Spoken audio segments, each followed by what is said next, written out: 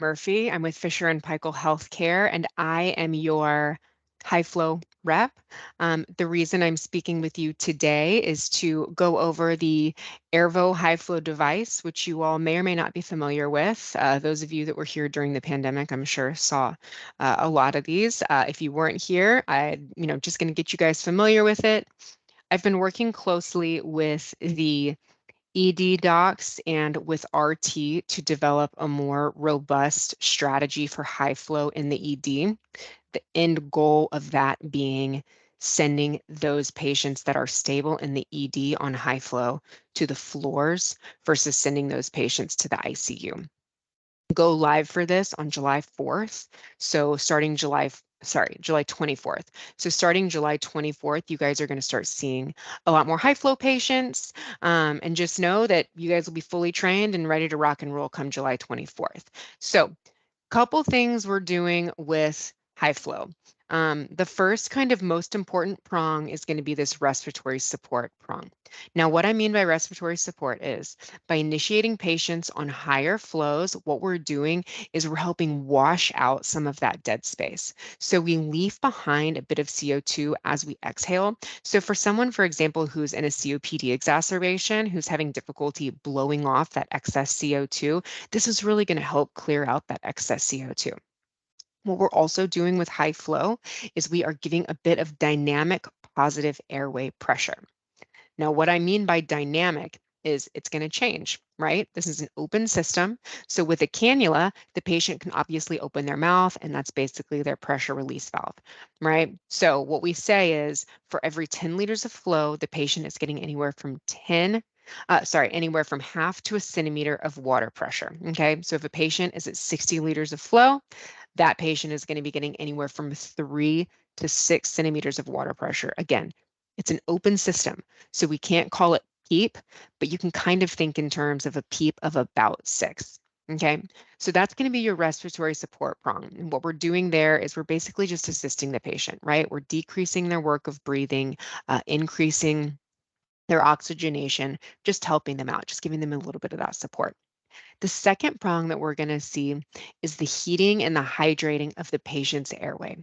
Now, what we're doing with this device is we're giving physiological levels of heat and humidity to the patient with the intention of keeping that mucociliary transport system nice and fluid, right? So we're keeping those cilia moving, we're keeping all of those secretions nice and thin, nice and clear. What that's doing is it's making sure no pathogens get stuck in the patient's airway, and it's again keeping those secretions clear.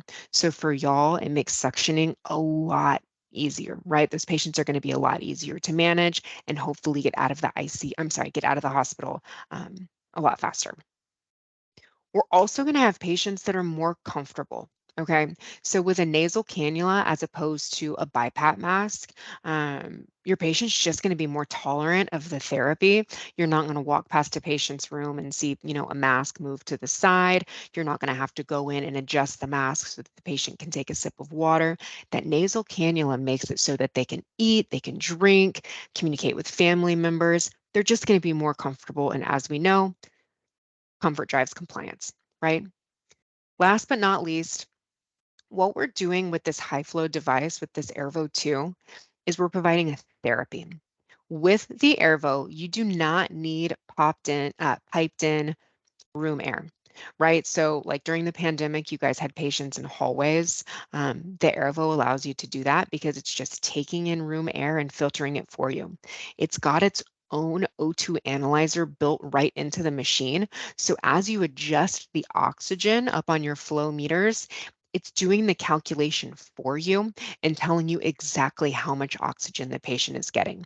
So we want to think in terms of, okay, oxygen is the drug, the device is giving the therapy. Just because a patient is on high flow, it doesn't necessarily mean that they're on high flow oxygen. We may just be providing them with the therapy. So if the patient is on oxygen, this will just be plugged into your quick connect and RT will do all of that adjustment. So That being said, that's kind of your general mechanisms, kind of your nickel tour of your general mechanisms. This is still fully an RT-driven device, okay? So y'all aren't gonna have to worry about doing any titrating, making any changes to the device. All of this is still gonna be fully controlled by RT, so no need to memorize any of this stuff. When in doubt, call RT, okay? Now, just to kind of walk you guys through what you're looking at, this is your device. It's plugged into the wall. Don't unplug it. If you unplug it, you're going to lose the therapy, okay? This is going to be spiked to a water bag, okay? A water bag or a water bottle. If you feel confident changing that water bottle when the water gets low, knock yourself out. Do it. The device itself will let you know when the water is low. It'll beep at you. All you're going to do is press the alarm silence button, call RT if you would rather have RT change that.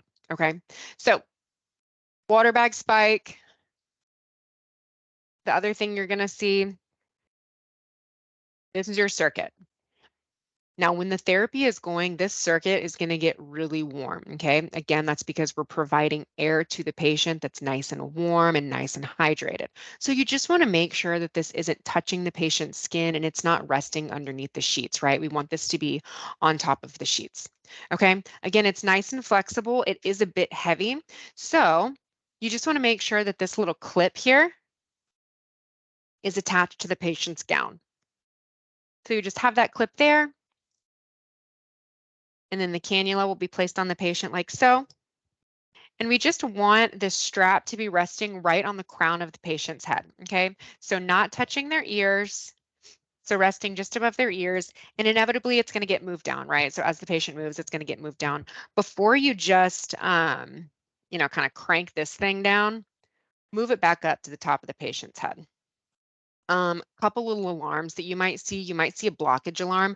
Typically what the blockage alarm is if one of these little prongs gets kinked in the patient's nose, just kind of move it. That usually clears that up. So we've got that clipped onto the gown. Now I'm going to walk you guys through what the screen looks like. So I've got my little computer here. This is what you're looking at on the screen. Okay, so this device has been turned on and it's currently just in screensaver or standby mode. So to wake this thing up, I'm going to just press any button. So now the screen has been woken up. Okay, so the numbers that you're looking at here, I'm sorry that they're backwards. So the numbers that you're looking at here, this 37, that's the temperature of the gas that's going to the patient. My 30, that's my flow. Okay, so that's how much flow the patient is getting. And my 21, that's my FiO2. Okay, these are the numbers that you guys are going to chart. As the FiO2 gets adjusted up here, this number here is going to change. Okay, so again, these are the numbers that you guys are going to chart. Other than that, if you do get an alarm, it'll tell you right here on the screen exactly what the alarm is. Again, you may see a low water alarm, you may see a blockage alarm. All you're gonna do is press the alarm silence button and call RT. Okay, so really, you guys, RT is going to take care of all of this for you. Just know they will be rounding any patient that's on high flow. It's going to be exactly the same as you're used to, right? So any patient on high flow, RT is going to come see them every 4 hours.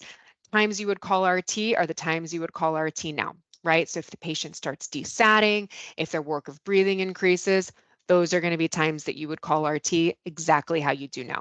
Just want to get you guys comfortable with the device. Of course, if there are any questions, all of your educators have been fully trained on this, and RT is, really helpful and really willing to support you guys. So any questions, go see your educators. And then of course, please feel free to reach out to me also.